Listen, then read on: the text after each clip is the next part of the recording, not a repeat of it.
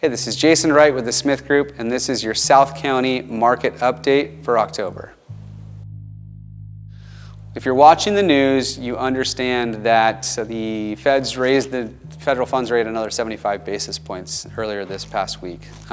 In that move, they're using this rate hike to combat inflation and out-of-control home prices and home appreciation growth.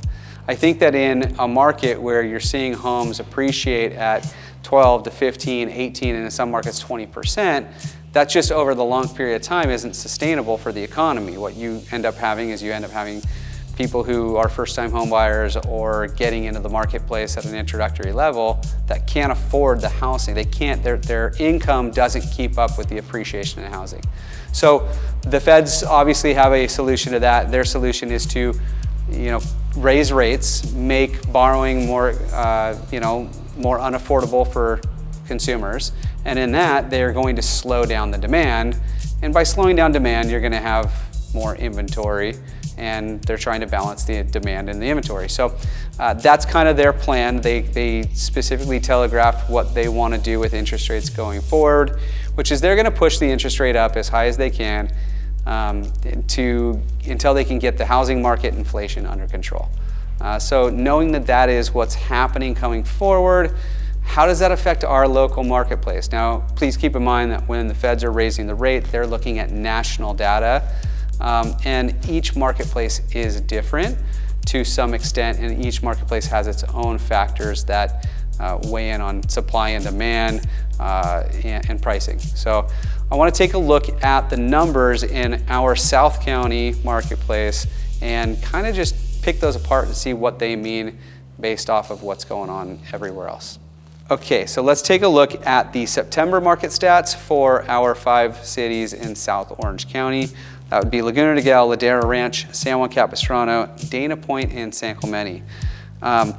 In September, Laguna Niguel had 20 active listings, which was down 1 from what we saw in August. Escrows, we had 25 new escrows, which is up 8 from what we had in August. Sales, 27, which was down 17 from what we saw the previous month. Ladera Ranch, 6 actives, which was down 1. 7 escrows, which was up 2. 18 sales, which was up 4. San Juan Capistrano, we had 20 actives, which was up 5. 13 escrows, which was up 11. And 22 sales, which is actually down 6, which shows a little bit of volatility in San Juan Capistrano. Dana Point, 11, which was up 4 in actives. Escrows, 16, which was down 10. And sales, 10, which was down 12 from the previous month. San Clemente, interestingly enough, had a pretty active market. It had 26 active listings, which was up 11 from August. Escrows were 27, which was up 16 from the previous month, and sales, 42 sales, which was up 10 from the month before that. As you can see, we kind of just have sales happening, we have inventory coming on the market, but we still have a healthy amount of escrows happening, which means we're kind of losing inventory. Inventory is being bought up on the market. We're not seeing a ton of new listings coming on. Very few pockets are seeing that. So we're kind of balancing out. And as we go towards the rest of the year, we're going to see inventory is going to kind of taper off. We were saying this last month. We're going to see demand kind of come down, especially with these rate hikes. And so what we're going to do is we're going to kind of come into this end of the year where we're not going to see a whole lot of activity.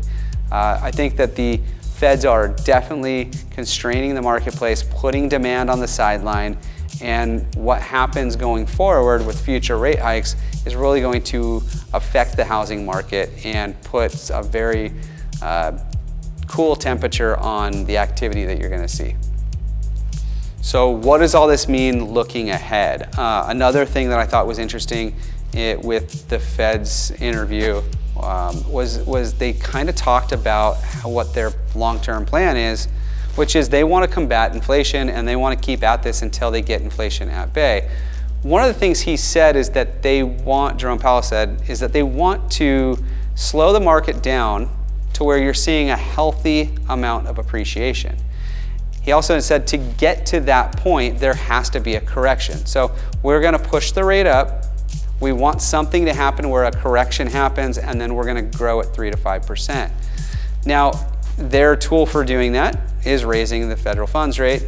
So if they have to continue to raise that, mortgage rates will go up until we get to a point where supply and demand levels are more in alignment with each other.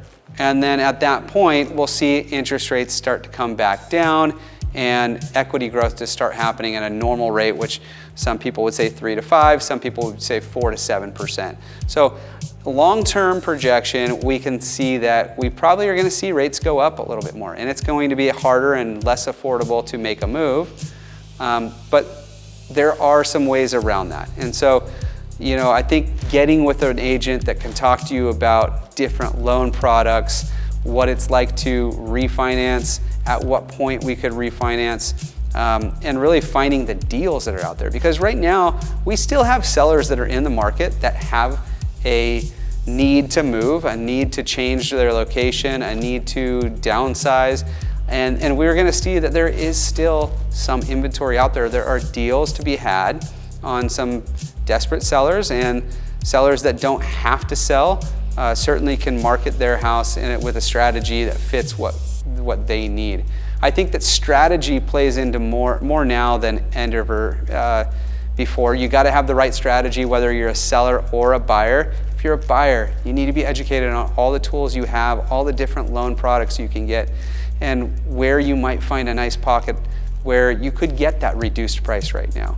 If you're a seller, you want to be focused on, number one, what product you're bringing to the market. You want to capture as much as of that demand that's out there as possible. And I think that having the right marketing plan for your home to make sure that you're really putting it in front of and effectively marketing it and putting it in front of all those buyers is going to be wildly important moving forward. You know, I'll leave you guys with this, and this is a great little stat, and it's if you don't do your research on who you're working with, whether you're a seller or a buyer, and you're not looking them up and looking up their background, their past sales, if you're a buyer and you go and buy a house, you have a 68% chance of walking into a marketplace where you're going to have an agent represent you who's sold less than 2 homes in his career.